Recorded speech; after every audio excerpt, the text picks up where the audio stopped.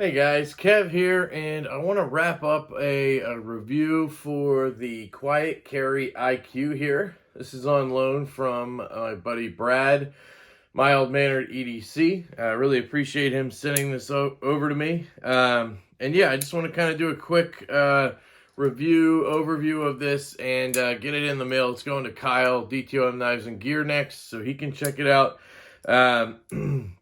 This here is a smaller knife. Again, it's Quiet Carry.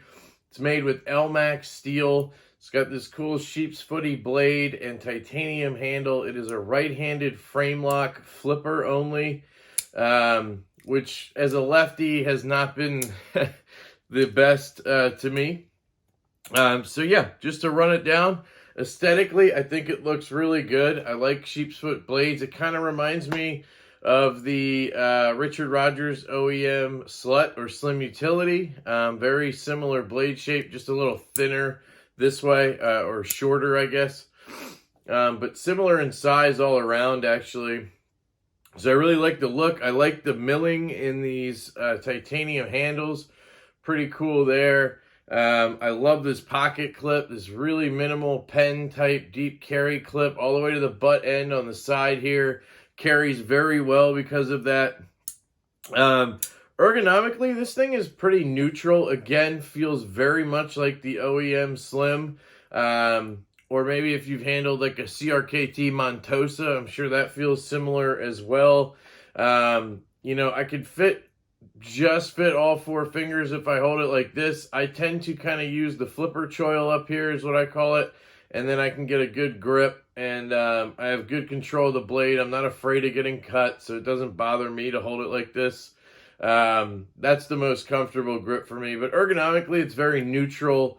It works in multiple grips. You don't really notice a difference. Feels the same all around. Action on this guy, if you get used to it, I guess it's good. You know, the opening action, but I have a lot of trouble with this flipper. It's so small. There's a little bit of jimping, but it doesn't bite very much, and I tend to just kind of do this a lot or just completely miss the flipper tab. So for me, with my kind of sausage fingers, it's not the best, but you can see there, I can definitely fire it out. Once I carry this knife and I play with it a little bit, then I'm used to it.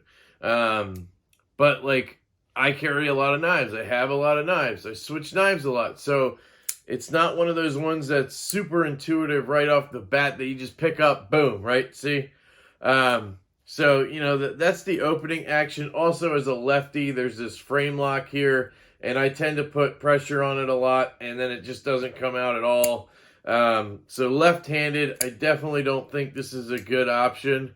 The closing action is really good. I mean, it drops down to your nail and a smooth shake down. Closing is good. I do want to mention the detent is not very strong on this guy. I don't know if I can shake it out. So, yeah, there it goes. But I had to try pretty hard. Retention's pretty good, but detent in general is pretty light on this guy. Cutting is good on this. Has a nice edge on it, thin edge. It's not that thin, but it's very thin stock, so it tends to just cut very well because of that. I cut some paper with this. I think I opened a package or two. I didn't go crazy. It's not my knife, but I do believe this is a user for Brad. I love a good sheep's foot blade. It's one of my favorites. This has a satin grind on it, I believe. Sometimes it's hard to tell if it's like a light stone wash. It might be. But yeah, very good in the cutting department. It's comfortable to use, comfortable to operate. No jimping, but you don't need it. Yeah, it's good in that department. Carry as well is a shining feature on this knife with this clip right here. Just goes in and out of pocket very well. It sits in there very comfortably. Deep, it disappears. It's just a really, really good carry. That's probably the best feature of this knife for me, along with the blade. I really like the blade on it. Sounds.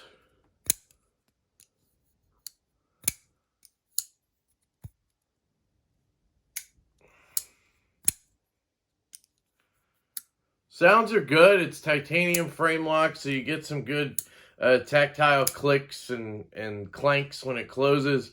It's not the best in the world, but it's definitely good. It's not, it's not a detriment. If anything, it's a slight positive on the sounds. Pretty neutral there. Value, I think these are like, I'm just going to call it like $200 for this. This is an Elmax. They did make some in 20 CV. They have some carbon fiber models, blackout models. They have all different stuff going on there. I think that's a good price in this market for what you get from Quiet Carry being a good company. We know that their OEM does great work. It is made overseas. We don't know where or anything or who makes it, but it's definitely made well. And I think the price is good. I don't think it's a value price, but I think the price is on par with their other stuff, with other companies, that kind of thing. Small kind of niche company like this, that pricing makes sense to me, but it's not like a stellar price, right? I think that is everything, right? Aesthetics, ergos, cutting, action, carry, sounds, value, and recommendations. I'll wrap it up with that. I can recommend this to a righty all day if you have smaller hands or you prefer smaller knives. If you're a fan of like the Easy C, I have the 1.5 here. If you're a fan of this knife or this design, it's a similar form factor and everything. So I can definitely recommend it to a righty. Now, for a lefty, I can't, because that frame lock just gets in the way and it is a pain. On the leftability scale that I just made up, this would be like a 2 or a 3 because of that frame lock right there. Most of the other stuff about it is pretty solid, but that frame lock really kills it for me. So I got to give it a 2 or a 3 there. Really cool knife here coming from Quiet Carry, the IQ. So I want to thank Brad, Mild Mannered EDC, for sending this out to me. Really appreciate it, man. I'll get this on to the next, and you'll have it home soon enough. I love you guys. I hope you have a fantastic day, and I will catch you later.